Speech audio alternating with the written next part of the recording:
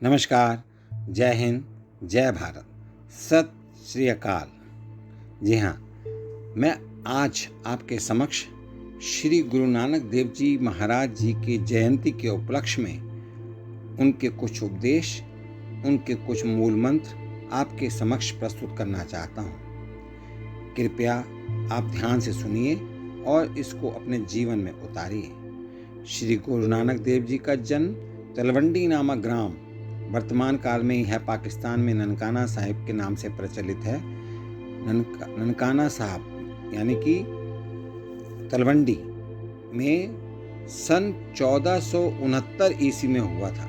परंपरागत रूप से यह कार्तिक मास की पूर्णिमा का दिन था और उनका प्रकाशोत्सव इसी दिन मनाया जाता है। सिख संप्रदाय के प्रथम गुरु श्री गुरु नानक देव जी महाराज इस युग के एक महान दृष्टा एवं परम सुधारक थे। उनका स्थान भारत की आध्यात्मिक भूमि पर पैदा हुए महान संतों में शीर्षस्थ स्थान पर है। श्री गुरु नानक देव जी महाराज अपने उपदेश सरल जन भाषा में देते थे। उनकी मधुर वाणी सबको मंत्र मुग्ध करने वाली थी। भक्ति के अमृत से ओतप्रोत श्री गुरु नानक देव जी ने परमात्मा की परिकल्पना एक ओंकार सतनाम कहकर की। उनके कथन के अनुसार मानव की एक ही जाति होती है और ना कोई हिंदू होता है, ना ही कोई मुसलमान होता है। बाबा जी ने समकालीन वर्ण व्यवस्था एवं प्रचलित रूढ़िवादियों का खंडन किया। स्त्रियों को पुरुषों के समकक्ष माना, सब समान है। यह संदेश उनकी सर्वस्व शिक्षा की आधारशिला था। अपने अलौकिक संदेश से उन्होंने मानव भारत की पृष्ठभूमि पर एक नवीन ऊर्जा का संचार किया, एक नवीन ऊर्जा का संचालन किया। उनके मूल मंत्र के अंतर्गत मैं आपको बताना चाहूँगा, श्री गुरु नानक देव जी ने मूल मंत्र के द्वारा विश्व के समक्ष निराकार परमात्मा की व्याख्या की। उनके द्वारा प्रतिपादित यह दिव्य एवं गूढ़ मंत्र श्री गुरु ग्रंथ साहिब जी का प्रथम मंत्र है। एक ओंकार सतनामो कर्ता पुरखो निर्भव निर्वैर अकाल मूर्त अजीनु सैभव गुरु प्रसाद। जप आदि सच्चु जुगादि सच्चु है भी सच्चु नानक होसी भी सच्चु। मूल मंत्र की व्याख्या के अंतर्गत एक ओंकार अर्थात परमात्मा एक है। सत्यनामो अर्थात सत्य स्वरूप है, यानी कि परमात्मा सत्य स्वरूप है। कर्ता पुरखो अर्थात परमात्मा सृष्टि के रचयिता एवं सर्वव्यापक है। निर्भव अर्थात परमात्मा निर्भय है। निर्वैर अर्थात निर्वैर है, उसका किसी से कोई वैर नहीं है। अकाल मूर्ति अर्थात परमात्मा अमर है, समय और काल के परे है। अजूनी अजन्मा है अर्थात परमात्मा अजन्मा है, उसका जन्म नहीं हुआ है। सैभ अर्थात परमात्मा स्वयंभू है, अर्थात परमात्मा खुद प्रकट हुए हैं। गुरु प्रसाद अर्थात उन्हें उनकी कृपा के द्वारा ही प्राप्त किया जा सकता है। जप आदि सचु अर्थात परमात्मा सृष्टि के आरंभ में थे। जुगादि सचु अर्थात परमात्मा हर युग में विद्यमान रहते हैं, रहते थे, रहते रहेंगे। है भी सचो अर्थात परमात्मा वह सत्य स्वरूप विद्यमान थे और आज भी विद्यमान है। नानक होसी भी सचो अर्थात नानक कहते हैं कि परमात्मा सर्वत्र विद्यमान रहेंगे। परमात्मा एक है, सत्य स्वरूप है और सृष्टि की रचयिता एवं सर्वव्यापक है। परमात्मा निर्भय निर्वैर एवं समय और काल के परे है। परमात्मा अजन्मा है और स्वयंभू है।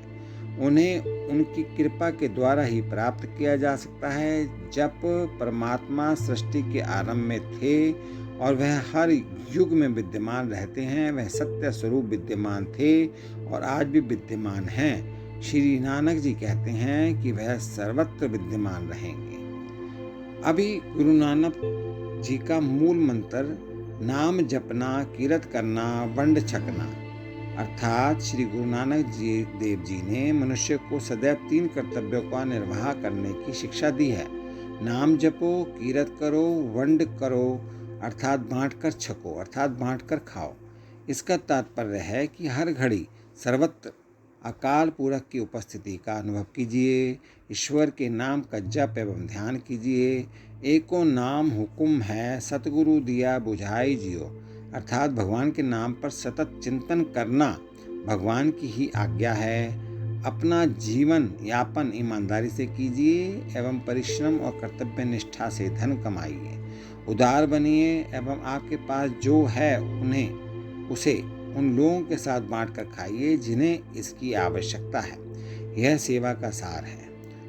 उन्होंने अपने अनुयायियों को पराये धन की लालसा ना रखने की और परनिंदा ना करने की सीख भी दी। इसके पश्चात श्री गुरु नानक देव जी नाम, दान और स्नान के बारे में बताते हैं। श्री गुरु नानक देव जी ने मानव मात्र का परमात्मा के साथ, संपूर्ण मानव जाति के साथ एवं स्वयं अपने साथ के संबंधों को धर्मानुसार निभाने हेतु नाम, दान, स्नान का अचूक सूत्र दिया है।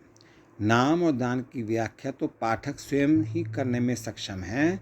स्नान शरीर, आत्मा और विचार सबकी स्वच्छता एवं पवित्रता की ओर इंगित करता है। स्वच्छता के भी अनेक पक्ष होते हैं। शारीरिक स्वच्छता, सामाजिक स्वच्छता एवं पर्यावरण की स्वच्छता। स्नान का समकालीन भारत में विशेष महत्व है। जिस भारत की भूमि पर सिंधु घाटी की सभ्यता और वेदों से लेकर श्री गुरु नानक देव जी जैसे महान पुरुषों तक ने पर्यावरण एवं स्वच्छता को ईश्वरीय दर्जा दिया, उसी भूमि पर आज हम स्वच्छता एवं वसुधा के संरक्षण के पाठ भूल गए। एक स्वच्छ राष्ट्र, एक स्वच्छ भारत का निर्माण कर कदाचित हम श्री गुरु नानक देव जी जैसे महापुरुष की शिक्षा को चरितार्थ कर पाएंगे। श्री गुरु नानक देव जी मानव द्वारा निर्मित संकीर्ण दीवारों से परे हैं। उनके द्वारा दिखाए गए मार्ग सहज होते हुए भी कठिन है। निराकार अकाल पुरख की उनकी परिकल्पना और नैतिक एवं भौतिक जीवन मूल्यों पर उनके शब्द कालातीत हैं और समस्त मानव जाति का उद्धार करने वाले हैं। उनकी वाणी अंधकार से प्रकाश की ओर हमारी यात्रा में वास्तविक रूप में प्रकाश ही है।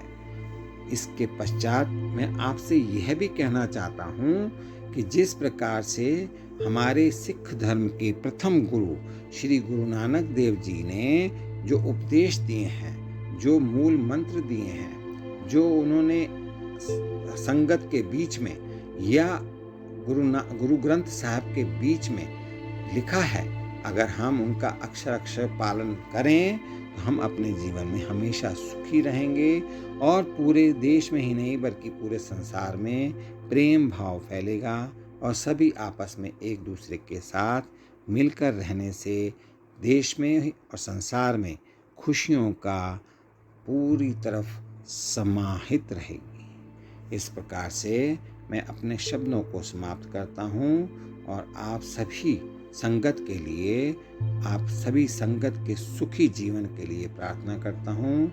आप सभी संगत खुश, स्वस्थ, समृद्ध एवं विकास करते रहें, प्रगति करते रहें। जो बोले सो निहाल। सत श्री अकाल। नमस्कार। जय हिंद, जय भारत।